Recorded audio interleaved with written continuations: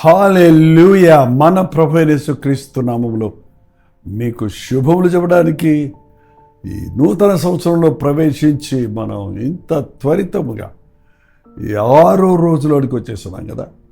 మరి ఎలా ఉన్నామో, ఎలా ఉంది క్రొత్త సంవత్సరం, క్రొత్త జీవితమైనా జీవిస్తున్నామా, నూతనత్వాన్ని అనుభవిస్తున్నామా, దేవుని కృపలో ముందుకు సాగుతున్నామా అని పరిశీలించుకోవాల్సిన అవసరత ఎంతో ఉందండి. ఎంతోమంది నూతన సంవత్సరాన్ని చూడలేకపోయారు. దేవుడు మనకి భాగ్యం ఇచ్చాడు. మన కొరకు దేవుడు గొప్ప తలంపులు కలిగి ఉన్నాడు. వాటిని మనం ఎరగటం, ఆ ప్రకారంగా జీవించటం, ఆయనను సంతోషపరచటం మన ధ్యేయంగా ఉండాలి. రెండవ చిన్న ప్రార్థన. పరిశుద్ధుడని ప్రేమ గల తండ్రి, మరొకసారి నాయన నీ పాద సన్నిధిలో నీ నామములో కూడి వస్తుండగా మాతో మాట్లాడమని క్రీస్తు నామములో అడుగుచున్నాము తండ్రి. ఆమేన్. దేవుని స్తోత్రం. కొత్త సంవత్సరం వచ్చేసింది. మొదటి ఫాస్టింగ్ ప్రేయర్ అయిపోయింది. ఫస్ట్ సండే అయిపోయింది. ఏంటండి మరి ఏమి 31వ తారీఖు, 1వ తారీఖు, 2వ తారీఖు, మళ్ళీ 4వ తారీఖు దేవుని మందిరానికి వెళ్ళారా లేదా? మరి దేవుని సన్నిధిలో గడిపారా లేదా? మరి మీ హృదయ స్థితిని ఎరిగారా లేదా? మీరు ఎక్కడున్నారా ఆయన దృష్టిలో అని పరిశీలించుకున్నారా? లేకపోతే ఇదిగో ఇక్కడ మరొకసారి దేవుడు మనతో మాట్లాడుతున్నాడు. లూకా సువార్త 13వ అధ్యాయం 6వ వచనంలో, ఒక మనుషునికి ద్రాక్ష తోటలో అంజూరపు చెట్టు ఒకటి నాటబడి ఉండను. అతడు దాని పండ్లు వెతికి వచ్చినప్పుడు ఏమీ దొరకలేదు కనుక అతడు ఇదిగో 3 ఏళ్ల నుండి నేను ఈ అంజూరపు చెట్టును పండ్లు వెతకుచూ వచ్చుచున్నాను కానీ ఏమీ దొరకలేదు. 3 ఏళ్ల నుండి ఈ అంజూరపు చెట్టులో ఏదన్నా ఒక పండు దొరుకుద్దా, ఫలం దొరుకుద్దా అని వెతుకుతున్నాను కానీ ఒక్కటి కూడా దొరకలేదు. ద్రాక్ష తోటలో అంజూరపు చెట్టు నాటాడట. ద్రాక్ష తోట అయితే తెగ పండుద్ది, బహుగా ఫలిస్తుంది. చూసారా మీరు ద్రాక్ష తోటలో? బెంగళూరు వంటి స్థలాలకు, మైసూరు వంటి స్థలాలకు వెళ్తే ఎన్నో ద్రాక్ష తోటలు ఉంటాయి. చక్కగా పద్దర్ల మీద గుత్తులుగా అవి నోరూరించేటటువంటి చక్కటి గ్రేప్స్ మనం చూస్తాం. అవి ఉల్లాసాన్ని కలుగు చేస్తాయి. అది బహుగా ఫలిస్తాయి. అటువంటి ఫలించే భూమిలో, ఆ ద్రాక్ష తోటలో ఈ అంజూరపు చెట్టును, దానికి అసలు అర్హత లేదు అక్కడ ఉండడానికి. అది వేరే జాతి, అది చాలా స్థలం ఆక్యుపై చేసుకుంటుంది. పోనీలే అని అంజూరపు చెట్టు నాటి దాని పండ్ల కోసం ఎదురు చూస్తున్నాడు. సీజన్ అయిపోయింది, 1 సంవత్సరం అయిపోయింది, సరే లేటుగా పాలిస్తుందేమో. 2 సంవత్సరాలు అయిపోయింది, ఇంకా ఫలించలేదు, పోనీ ఇంకా చూద్దాం. 3 సంవత్సరాలు అయిపోయింది, ఇంకా యజమాని విసిగిపోయాడు. ఎందుకు 3 సంవత్సరాల నుంచి ఒక్క ఫలం కూడా లేదే? ఈ చెట్టు పండ్లు ఇక్కడ ఉండటం వల్ల, దీనివల్ల ఈ భూమి ఏల వ్యర్థమైపోవాలను, వేస్ట్గా నిలబడింది అక్కడది. దీనివల్ల ఆ స్థలమంతా ఆక్యుపై అయిపోతుంది కానీ, వ్యర్థమైపోతుంది కానీ ప్రయోజనం లేదే. దీనికి అంజూరపు చెట్టుకి నా ద్రాక్ష తోటలో స్థలం ఇచ్చి ఫలించు అంటే, తోటమాలిని పెట్టి ఫలించు అంటే, అది ఫలించకపోవటం వల్ల ప్రయోజనం ఉంది. నరికే అన్నాడు అట. బాబా కఠినంగా ఉంది కదా, నరికే కొద్దు. ఏంటండి మరి మన జీవితాల్లో మనం యేసుని ఎరగనప్పుడు, మనకి వాగ్దానాలు మన స్వతంత్రం కాకుండా ఉన్నప్పుడు, యేసు ప్రభు ద్వారా మనల్ని సమీపస్తులుగా చేసి వాగ్దాన భూమిలో, వాగ్దాన జనముతో, రాజులైన యజక వంశంలో మనము ఉండాలని దేవుడు మనకి స్థానం ఇచ్చాడు. క్రీస్తులో నాకు ఈ భాగ్యం ఇచ్చాడన్న కృతజ్ఞత మనం కలిగి ఉండాలి. మీరు యేసు ప్రభువుని ఎరిగారంటే ఆయన మీ ప్రభు అయ్యాడు. ఆయన కుటుంబంలో మీరు సభ్యులయ్యారు. ఆయన రాజ్యానికి వారసులయ్యారు. ఆ విషయం మీరు కృతజ్ఞత కలిగి ఉండాలి. ఇంకా ఇశ్రాయేలీయులు అనేక మంది మనోనేత్రాలు తెరవబడనే లేదు, కానీ మనకింత భాగ్యం ఇచ్చాడు. ఎందుకు? మనం ఫలించాలని. నా మాటలు మీలో ఉంటే మీరు బహుగా ఫలిస్తారు. నాలో మీరు నిలిచుంటే ఫలిస్తారు. నా వాక్యానుసారంగా జీవిస్తే ఫలిస్తారు. నిజంగా 6 సంవత్సరాలు అయిపోతుంది అనుదిన ధ్యానం ప్రతిరోజు మీకు అందిస్తున్నప్పుడు వింటూనే ఉన్నాం కదా, మేలు పొందుతున్నామని చెబుతూనే ఉన్నాం కదా. మరి ఇది మన జీవితంలో ఫలాలకు తీసుకొస్తుందా? ఏంటంటే ఫలాలు అంటారు. మామిడి పళ్ళ, యాపిల్ పళ్ళ, జామ పళ్ళ అంటారేమో. ఈ పళ్ళు కాదండి. ఆత్మఫలమేమనగా ప్రేమ, సంతోషము, సమాధానము, దీర్ఘశాంతము, దయాళుత్వము, విశ్వాసము, మంచితనము, ఆశానిగ్రహము, జీవితంలో మార్పు. ఒకప్పుడు శరీర కార్యాలతో నిండిన మనం ఇప్పుడు ఆత్మఫలాలు ఫలించేవారిగా ఉండాలి. మందిరాలకు వెళ్తున్నాం, కొత్త సంవత్సరం వచ్చింది అంటున్నాం. మన జీవితంలో ఆ పాతాదాము స్వభావం మారనేలేదేమో. ఎవరూ నీలో క్రీస్తుని కనుగొనలేకపోతున్నారేమో. క్రీస్తు ప్రేమ ఇసుమంతైనా నీలో ఎవరు చూడలేకపోతున్నారేమో. ఒకసారి మనం పరిశీలించుకోవాలండి. యేసయ్య బిడ్డమంటావు, ఇష్టం వచ్చినట్టు జీవిస్తావేంటి? జీవితంలో మార్పు ఉందా అని మనం పరీక్షించుకోవాలి.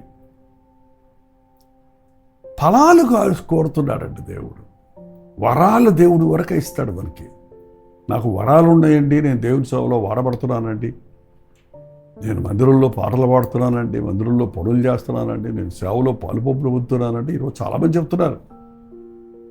Yes, god has given us different talents ఇచ్చాడు మనకి. వరాలు ఇచ్చాడు, బహుమానాలు ఇచ్చాడు. బహుమానాలన్నీ ఉరకొచ్చినాయి మనకి. బట్ ఫలాలన్నవి నువ్వు ఫలించాలి, నీలో నుండి రావాలి. నీవు క్రీస్తులో నిలిచి ఆయన వాక్యాన్ని ధ్యానిస్తూ ఆయన వాక్యానుసారంగా జీవిస్తున్నప్పుడు, ఈ ఆత్మీయ జీవితాన్ని జీవిస్తున్నప్పుడు ఆత్మఫలాలు ఫలిస్తావు. నీలో మార్పును చూడగలుగుతున్నావు. ఎప్పుడు సంతోషంగా ఉంటావేంటి? యేసు ప్రభువుని నమ్ముకున్న తర్వాత నేను ఎప్పుడు ఎన్ని కలవరాలు కలిగినా నీ సమాధానంగా ఉంటావేంటి? చాలా మంచిగా మారిపోయావేంటి నువ్వు? నీకెంత విశ్వాసం ప్రభు బిడ్డవి అని ఎవరన్నా కనీసం మీ ఇంట్లో వాళ్ళని అంటున్నారండి? అనేటట్టుగా బ్రతుకుతున్నారా? అయ్యో, అవి లేకపోతే ప్రభు ఏవి యాక్టివిటీస్ ఉంటాయి, కొంతమందికి ఆచారాలు ఉంటాయి, పద్ధతులు ఉంటాయి, చర్చిలకు వెళ్తాం, అది ఇది చేస్తాం. బట్ హృదయాన్ని చూసే ప్రభు, నీ హృదయంలో దేవుడిని ఆరాధించే స్థాయి ఉందా? దేవుడిని ప్రేమించే వ్యక్తిగా ఉన్నావా? అది చూస్తున్నాడు ఆయన. ఈ కొత్త సంవత్సరంలో ప్రవేశించేందుకు 6 రోజులు అయిపోతుంది. పరీక్షించుకోండి, ఫలం ఉందా? ఒకవేళ ప్రభు ఎత్తుక్కుంటూ వస్తే ఈరోజు నీ దగ్గరికి నిన్ను చూసి మెచ్చుకునేది ఏదైనా ఉందా? నిన్ను చూసి సంతోషపడేది ఏమైనా ఉందా? నీలో దేవుని యొక్క ప్రేమను ఎవరైనా చూడగలుగుతున్నారా? నీ జీవితంలో మార్పును చూడగలుగుతున్నారా? 3 సంవత్సరాలు నేను వెతుకుతూ వచ్చాను. ఇది ఇంకా ఊరక వేస్ట్, దీన్ని వ్యర్థమైపోవటం ఎందుకు? ఈ భూమి కూడా వ్యర్థమే. ఇక్కడ కూడా ద్రాక్ష పళ్ళు వేస్తే, ద్రాక్ష తీగలు నాటితే ఇంకా ఎన్ని ఫలాలు వస్తాయి? లేదు మరొకటి వేస్తే నా ఫలిస్తుంది. దీనికోసం ఇంత ప్రయాసపడి ఎంత స్థలాన్ని ఆక్యుపై చేసుకొని ఇన్ని సంవత్సరాలు కనిపెట్టినా ఏమీ లేదు. వాళ్ళని చర్చెస్కి వెళ్ళే విశ్వాసులు అందరూ కిటకిటలాడుతున్నారు. చర్చిల్లో జనం తెగలుతున్నారు ఇవాళ. అదేందో మరి గుంపులు వెళ్తూనే ఉన్నారు చర్చెస్కి. ఏదో కొన్ని చర్చలు ఖచ్చితంగా నిక్కచ్చైన బోధనల దగ్గర, ఖండితమైన సేవకుడు దగ్గర ఆ గుంపులు ఉండలేరు. అక్కడ ముళ్ళ పొదల మీద కూర్చున్నట్టు వాళ్ళకి వెళ్ళిపోతారు. కానీ ఆచారంగా, సంతోషంగా, గంతులు వేసుకుంటూ, పాటలు పాడుకుంటూ మంచి మంచిగా మెచ్చుకుంటూ ఉప్పించుకుంటూ తప్పించుకుంటూ ఇదే ఇవాళ ఆరాధన అంటే ఆ అట్టహాసాలు చేస్తున్నారే కానీ ఆత్మతో సత్యముతో అన్న ఆరాధించడం లేదు. గుంపులు గుంపులు వెళ్తున్నారు, జైలు కొడుతున్నారు, హాయ్ హాయ్ అంటారు, మరి ఏదేదో చెప్తారు, అన్నీ చేస్తారు. కానీ వారి జీవితంలో మార్పు ఉండదు, వారి జీవితంలో ప్రేమ ఉండదు. అన్నీ పోటీతో చేసేవే, అన్నీ పంతంతో చేసేవే, అన్నీ అసూయతో చేసేవే. దేవుని కొరకు అనే మనసే ఉండదు. మనుషుల్ని సంతోషపెడటానికే, మనుషుల్ని ఒప్పించటానికే. అలాంటి జీవితం దేవుడు అసహించుకుంటాడండి. మీరు ఏమి చేసినాడు, భోజనం చేసినాడు, పానం చేసినాడు, ప్రభువును మహిమార్థమై చేయండి. మీరు ఏమి చేసినాడు దేవుని మహిమ కొరకు చేయమన్నాడు దేవుడు. ఫలాలు లేకుండా ఉట్టి క్రియలు ఆయన చూస్తే, ఆ ఆచారాలు చూస్తే, పద్ధతులు చూస్తే, ఆకులు ఫుల్లుగా ఉన్నాయి. ఆకులు ఇంకో చెట్టు మీకు గుర్తుందా? ప్రభు తన చివరి వారంలో యెరూషలేముకు వెళ్తున్నప్పుడు ఒక అంజూరపు చెట్టు చూసి ఏదైనా ఫలం దొరుకుతుందేమో అని వెళ్తే ఒకటి కూడా దొరకలా. అది సీజన్ కాదు అంటే సీజన్ అయిపోయిన తర్వాత కూడా దానికి అవకాశం ఇచ్చాడన్నమాట. మామిడి పళ్ళు చూడండి, కొన్ని మే సీజన్ కాకుండా కొంచెం లేటుగా కాస్తాయి కనీసం. దానికి ఇవ్వబడిన గ్రేస్ పీరియడ్ కూడా అయిపోయింది. కాబట్టి నీ పొండ ఎవడు తినకుందరుగా కనేసాడు ప్రభు. అంతే, వేరు మొదలుకొని అది ఎండిపోయిందని చూస్తున్నాం. ఈరోజు ఫలములు లేని జీవితాన్ని మనం జీవిస్తుంటే ఇది మనకి చివరి ఛాన్స్. నరికేస్తాను, తుంత నరకటం కాదండి, తీసేస్తాను. నీ పేరు జీవగ్రంథంలో వచ్చి తుడిచివేయబడుతుంది. నేను ఎంతో ప్రేమించాను, ఎన్నో అవకాశాలు ఇచ్చాను, కానీ నువ్వు గుర్తించడం లేదు. ఈ రోజున ఈ కొత్త సంవత్సరంలో మనం ప్రవేశించామంటే మనం అందరం యోగ్యులు అని అనుకోవద్దండి, యోగ్యులు అని అనుకోవద్దండి. We know how much we are faithful to God, how much we grieved God. ఎంత ఆయన్ని బాధ పెట్టాం, ఎంత నమ్మకంగా ఉన్నామనేది నీ అంతరాత్మకే తెలుసు. కేవలం ఆయన కృపను బట్టి మనం మరో సంవత్సరంలోకి వచ్చాం. ఎందుకంటే మన తోటమాలి ఇక్కడ నరికేస్తానంటే యజమాని ఏమన్నాడు చెప్పారా? చూసారా మీరు? ఏ యజమాని ఏమన్నా అయితే వాడు అయ్యా తోటమాలితో చెబితే, అయ్యా నేను దాన్ని చుట్టూ తవ్వి ఎరువు వేయి మట్టుకు ఈ సంవత్సరం కూడా ఉండనేమో. అయ్యా అయ్యా అయ్యా నరకొద్దయ్యా, నరకొద్దయ్యా, నరకొద్దయ్యా, ఇంత ప్రయాసపడ్డాం ఈ చెట్టు కోసం, ఇంత నీ శ్రమ పడ్డాను, ఇంకొక సంవత్సరం నాకు గడివి, ఇంకొక సంవత్సరం ఈ చెట్టును కాపాడు. నేను దాని చుట్టూ తవ్వి ఎరువేసి దానికి ఇంకా శ్రద్ధ తీసుకోవాలి, ఫలించేటట్టు చేస్తాను. ఇంకా ఫలించకపోతే అప్పుడు నరికేద్దాం, లేని ఎడల నరికి వేయమని అతనితో. మేబీ మనలో చాలామందికి ఇది సంవత్సరం గ్రేస్ పీరియడ్లో ఉన్నామండి. నువ్వు సరిలేకపోయినా, నీ మనసు సరిలేకపోయినా, నీవు దేవునితో సరిలేకపోయినా, నీవు ఇంకా నీ ఇష్టానుసారంగా జీవిస్తూ పాపాల్లో ఉన్నా, నీకు కూడా హ్యాపీ న్యూ ఇయర్ ఇచ్చాడు దేవుడు. నిన్ను సజీవుడిగా ఉంచాడు, మరో సంవత్సరంలో నడిపించాడు. కారణం ఆయన కృప. ఏ ఒక్కడు నశించకూడదని ఎప్పుడైనా కనువిప్పగలిగితే, నేను ఎక్కడున్నాను దేవుడి దృష్టిలో, నేను ఇంతగా దేవుని పొద్దున్న నేను ఏం చేస్తున్నాను దేవుని కొరకని మనం పరిశీలించుకొని మన స్థితిని గ్రహించుకుంటే మనం బహుగా ఫలిస్తాం. మన యేసయ్య తండ్రి కుడి పార్శ్వమున కూర్చొని మన కొరకు విజ్ఞాపన చేస్తున్నాడు, వద్దయ్యా వద్దయ్యా, గివ్ మీ అనదర్ ఛాన్స్, ఇంకొక అవకాశం దయచేయి. మనకి ఇంకొక అవకాశం ఇచ్చాడు దేవుడు ఈ సంవత్సరంలో. కాబట్టి నిర్లక్ష్యంగా ఉండకండి, ఊరక జీవించేయకండి. ప్రతిరోజు దేవుడి దగ్గర మీరు ఎలా ఉన్నారని పరిశీలించుకొని, వాక్యానికి అనునయించుకొని, హృదయాన్ని దేవునికి సమర్పించుకుంటూ దేవుడు ఆశించిన స్థాయిలో జీవిద్దాం. ఆత్మ ఫలము ఫలించి మనం ఆనందిద్దాం. మన ఫలముల ద్వారా మన చుట్టూన్న వారు క్రీస్తునందు ఆనందించగలుగుతారు. ప్రార్థన. పరిశుద్ధుడ ప్రేమగల తండ్రి, కొత్త సంవత్సరం వచ్చిందనే సంబరం కాక కొత్త హృదయాన్ని పొందామా, కొత్త జీవితాన్ని కలిగి ఉన్నామా, ప్రభు ఫలాలు, ఆత్మ ఫలాలు ఫలిస్తున్నామా ప్రభు కొరకని పరిశీలించుకుంటూ సహాయం చేయ. ఏ పాటి వారి భయ్యా, ఏ యోగ్యత లేని వారి భయ్యా, మాకు నీ కృప చూపించేవేమో ఎన్నో విషయాల్లో అపనమ్మకస్తులుగా ఉండను. మరో సంవత్సరాన్ని మాకిచ్చి ముందుకు నడవడానికి నీవు కృపణిస్తుండగా ఈ సమయాన్ని మేము ఏదో జరిగిపోయిందిలే, టేక్ ఇట్ ఫర్ గ్రాంటెడ్ అనుకోక, దేవుడిచ్చిన ఈ కృపాకాలాన్ని ఉపయోగించుకొని నీవు ఆశించిన స్థాయిలో వర్ధిల్లుటకు మా ఒక్కొక్కరికి నీ సహాయం చేయమని క్రీస్తు నామములో అడుగుచున్నాను తండ్రి. ఆమేన్. మన తండ్రి అయిన దేవుని యొక్క ప్రేమయు, కుమారుడైన క్రీస్తు యొక్క కృపయు, ఆదరణకర్త అయిన పరిశుద్ధాత్మక సహవాసము కూడి వచ్చిన మనందరికీ ఇప్పుడును సదాకాలమును తోడయుండునుగాక. ఆమేన్. దేవుని స్తోత్రం. మీ ప్రార్థనాస్తుతుల భారాలు 9540 నెంబర్కి ఒక టెక్స్ట్ లేక వాయిస్ మెసేజ్ ద్వారా వాట్సాప్ చేయండి. మీరు ఇతర దేశాల్లో ఉంటే 91001008 నెంబర్కి మీ ప్రార్థనా అవసరతలు, ప్రయోజన రిపోర్ట్స్ తెలియచేయండి. మీకోసం మేము ప్రార్థిస్తూనే ఉన్నాం, మీకు జవాబులు దొరుకుతున్నాయని మీరు తెలియజేస్తూనే ఉన్నారు. అందుని బట్టి దేవుడిని స్తుతిస్తున్నాం. మీరు కూడా ప్రభు సన్నిధిలో ప్రార్థించండి. ఈ నూతన సంవత్సరాన్ని దేవునితో సహవాసం కలిగిన వారిగా, దేవుని కొరకు జీవించే వారిగా, ఆయన వాక్యములో నిలిచి ఫలించే వారిగా ఉండటకు దేవుడు మీ అందరికీ సహాయం చేయడు గాక. ఉచితమైతే మధ్యాహ్నం 3 గంటలకి హెచ్చరిక, అలాగే రాత్రి 9 గంటలకి కల్వరి ప్రతి దొరిలో మళ్ళీ కలుసుకుందాం. అంతవరకు దేవుని మహాకృప మీ తోడేది గాక.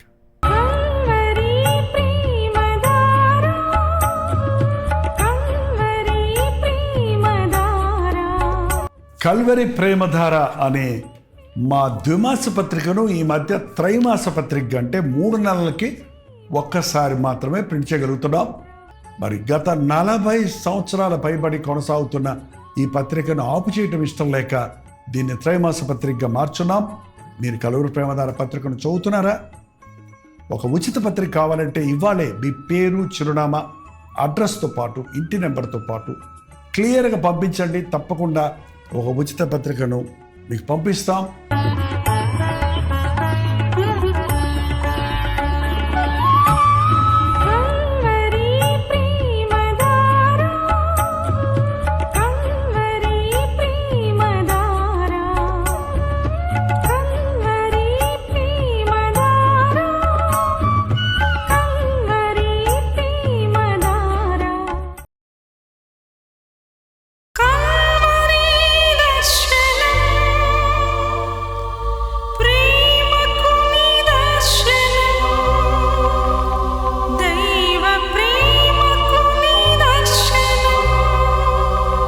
తెలుగు, తమిళ, హిందీ, మలయాళం, బెంగాలీ, ఒరియా అనే 6 భాషల్లో టెలివిజన్ ప్రోగ్రామ్స్ కొనసాగుతూనే ఉన్నాయి.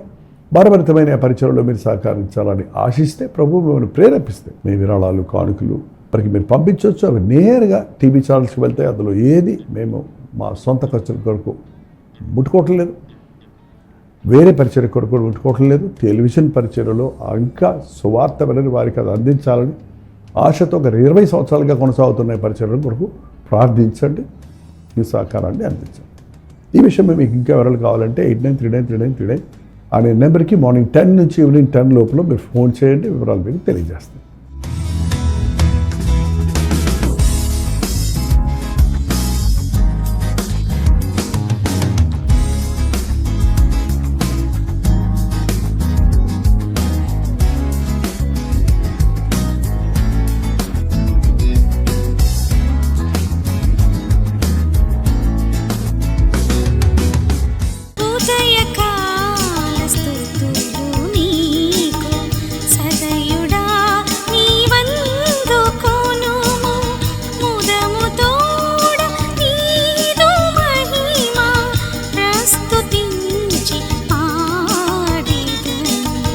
ఉదయ